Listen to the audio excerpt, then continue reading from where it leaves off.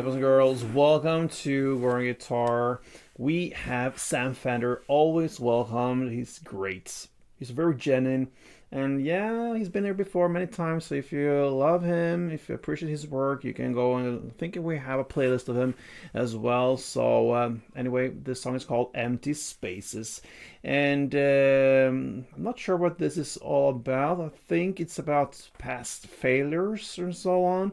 It's about forgiveness and acceptance, perhaps. It's very deep, and when it comes to playing, very simple. Okay, with all that, let's go into this. So we have a capo set on 4th fret, the absolute best scenario for us. 4 chords rolling.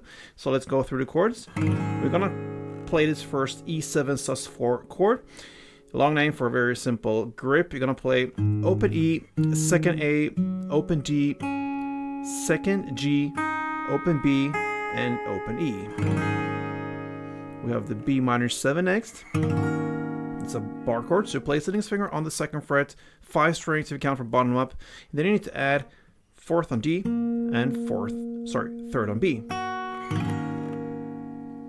Next chord is the G add 9 add 13, I believe is the technical name. Imagine you have that E7 chord we learned in the beginning. Then you just add the 3rd fret E string in the bass there. That's the only difference. 3rd E in the bass, everything else the same. That will be the G add chord. And finally we have the D. So that goes open D, 2nd G, 3rd B, and 2nd E. Now when it comes to strumming, you grab the 1st chord E7 here and play like this. Okay, so first 2 downs. Okay, and then down, up, down, up. And I like to play the down, up on the higher strings down here. Okay, so the bass strings, the first 2 downs, and answering kind of with the down, up.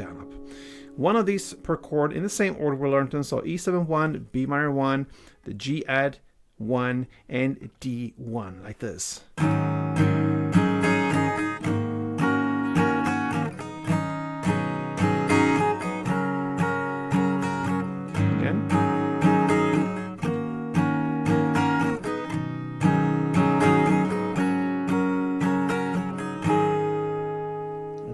Guys, thank you for watching, and if you love Sam Fender, maybe me or my channel, consider subscribe to this channel and be back for next upload. Till then, play tuned.